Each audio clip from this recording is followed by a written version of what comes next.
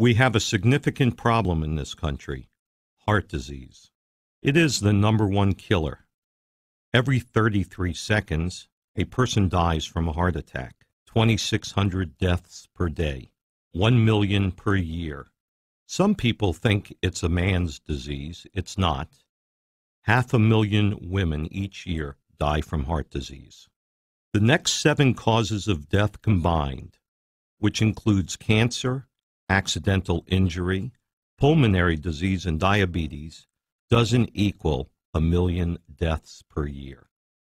When I talk about the cardiovascular system, I break it up into 3 structures: the heart, which is the electrical mechanical pump; the valves, which are the doors that open and close to let blood in and out; and the arteries, capillaries, and veins, which I call the plumbing.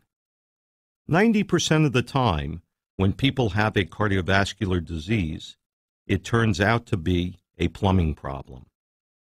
There are many risk factors for heart disease. Some we can change, some we can't. The #1 risk factor for heart disease is aging. As we get older, the heart muscle loses tone, the doors get rust on their hinges, and the plumbing becomes corroded. However, there are 2 types of aging. Chronological age is how many years God has you on this planet. Biological age is your age based on your health and vitality. What we like to see is a person who is 50 years old, yet their heart is only 40. The heart is an amazing organ. It starts to beat when you are a fetus and stops beating when you die. It beats 2.5 billion times in an average lifetime. It beats 100,000 times a day. It pumps 10,000 quarts of blood through 60,000 miles of blood vessels every day. The purpose of the heart is to act as an oxygen delivery system. We can live a month without food. We can live a week without water. But we can only live 3 minutes without oxygen. Oxygen is our most important macronutrient. The cells that line the artery are called endothelial cells. When they are healthy, they are shiny like Teflon, and nothing sticks to them. When they are damaged, they are sticky like Velcro. Here is a picture of a healthy artery. Here is a picture of an artery with plaque. The healthy artery can carry a normal amount of blood, which means it can deliver oxygen. The plaqued artery can carry very little oxygen-enriched blood, and the sensor at the other end starts telling the heart, we're not getting enough oxygen here, so the heart starts working harder. This then becomes a vicious cycle. One of the first things we need to be able to do is to evaluate the health of the arteries. There are 3 gold standards for doing this. One of them is an angiogram, where they bring you into a hospital, sedate you, and numb your leg. Then run a wire from your groin up to your heart, looking for blockages. While this is a fabulous test, it has some drawbacks. 1% of the people have a heart attack after the procedure. 1 in 3,000 have some other kind of adverse reaction. It is expensive and invasive. It is not what we consider a screening tool.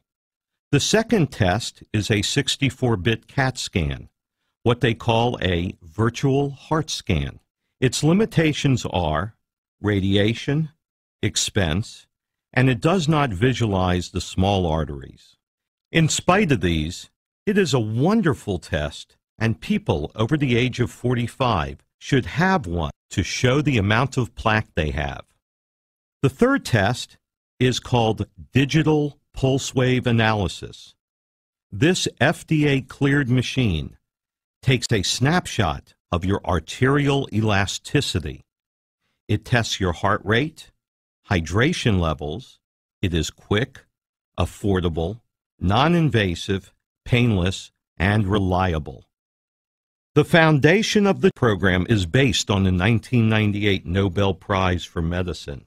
3 Americans won this distinguished award for discovering that the body uses nitric oxide gas to make blood vessels relax and widen. Nitric oxide gas is formed when L-arginine and L-citrulline from our diet combines with oxygen. Here on the left, you see a picture of a healthy artery. In the middle is an artery with plaque, and on the right is that same artery after L-arginine was given. Look at the different amounts of oxygen-enriched blood each one can carry.